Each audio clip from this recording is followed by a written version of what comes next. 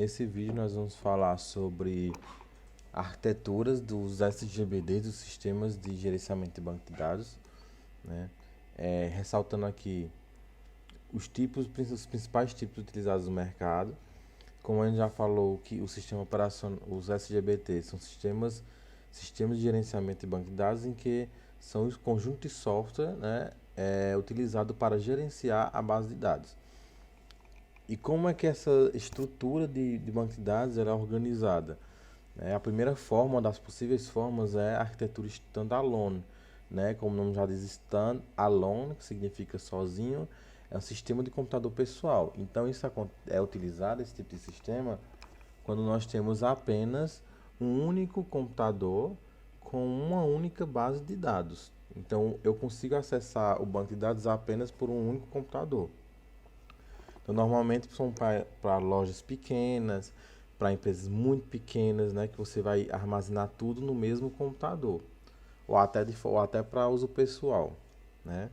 A desvantagem é porque então assim, ela é mais barata, é uma arquitetura barata, de fácil configuração, mas mais, acaba sendo um pouco limitada, né? Porque assim, acaba sendo um pouco limitado porque usa apenas em um computador. É mais complicado você conseguir expandir para várias pessoas utilizar ao mesmo tempo. Não é possível.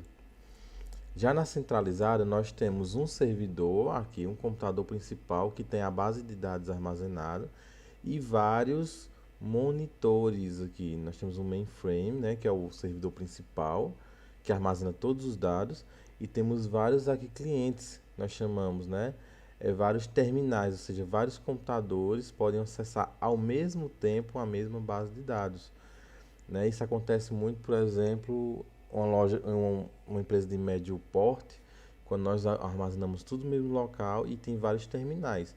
Esses terminais, várias pessoas diferentes, funcionários, clientes, conseguem utilizar ao mesmo tempo a mesma base de dados, acessar a mesma base de dados. Ela é mais caro do que a simples, né? Porque exige uma solução específica, inclusive adquirir novos equipamentos, né? Mas ela dá a possibilidade de permitir vários usuários e ser utilizado um volume de dados grandes ao mesmo tempo. Já na cliente servidor, é, é um pouquinho diferente a estrutura, né? Se a gente reparar aqui, nós temos uma nuvenzinha aqui, né? Quem não sabe o que é essa nuvem, ela representa a internet, né? Internet. Ou seja, são vários terminais, né, que através da internet, da rede mundial de computadores, ela se conecta à base principal, certo? Isso acontece de que forma? É principalmente para quê? Para os sites. Quando você cria um site, você coloca um servidor, né? Todo mundo pode acessar esse mesmo site. É assim que funciona a internet, né? Consegue acessar um site, vários computadores diferentes, celulares, consegue acessar esse mesmo site através da internet, mas ela está armazenada em um único local, certo? E aí aqui nós temos a arquitetura que nós chamamos quando trabalha com front-end e o back-end que vocês já conhecem aí, né? O front-end é a parte do usuário, é a parte que dá acesso ao usuário. E quais são as tecnologias que funcionam no front-end? É, o HT, tudo que funciona diretamente no navegador, que é o HTML, CSS, JavaScript. O que funciona aqui nesse servidor, aqui nessa base de dados, é o que nós chamamos de back-end. Então é neste computador que funciona o PHP, né, que está salvo os sistemas de gerenciamento de banco de dados. Por isso que é back, que está por trás, e aqui é o que está na frente.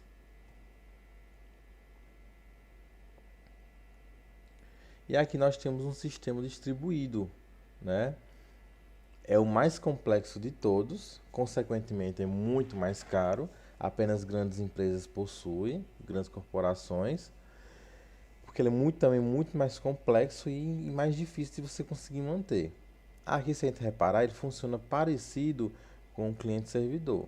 A diferença é que em vez de um servidor, ele vai ter vários. No caso aqui a gente está representando por três, mas pode ter mais de três, pode ter vários. né? Quem está no presencial deu até o exemplo da Google e os data centers, né? Por exemplo, os dados da Google, dos vídeos do YouTube, não é tudo no mesmo local, eles são distribuídos, ou seja, através do mundo, distribuindo em vários servidores espalhados pelo mundo, não é tá tudo no mesmo local, do mesmo jeito é distribuído. E aqui as informações são distribuídas. Isso aqui distribuído por quê? Ou dividido, uma parte fica em um servidor, outra parte em outro servidor, outra parte em outro servidor. Isso facilita o acesso, é mais rápido, né? Eu consigo trabalhar com mais volume de dados. Ou eu também posso usar essa técnica, esse tipo de arquitetura, como servidor de backup. Por exemplo, as informações que estão salvas nesse servidor são as mesmas que estão nesse servidor, são iguais. E um funciona como redundância, ou seja, acontece um ataque do hacker e derruba esse servidor, deixa indisponível. Esse outro aqui, que tem as mesmas informações desse, passa a funcionar no lugar dele. Ou seja, sendo assim, fica impossível não tomar um prejuízo maior. Eu não sei se você. Hoje mesmo, no dia que eu estou gravando essa videoaula, sexta-feira, dia 20/8, as lojas da Renner, né, sofreram um ataque e ficaram com sistemas indisponíveis. Então, às vezes, um sistema funciona de redundância, funciona exatamente às vezes para isso. Porque às vezes acontece a perca do sistema e aí vem a outra base de dados levantada, colocada, substituída para assumir o lugar dessa aqui, já que ela tem as mesmas informações. E isso depende sempre da empresa e da política da empresa, porque em outras empresas, em vez do backup ela vai servir como para dividir os dados, né? Agora essa, com certeza, é uma estrutura muito mais cara, né? E mais difícil de ser implementada, né? Então aqui como nós temos, dentre as vantagens dos sistemas distribuídos estão o menor risco de falhas, pois quando um nó falha, o trabalho é mantido pelos outros nós de rede, entre, entre outras vantagens.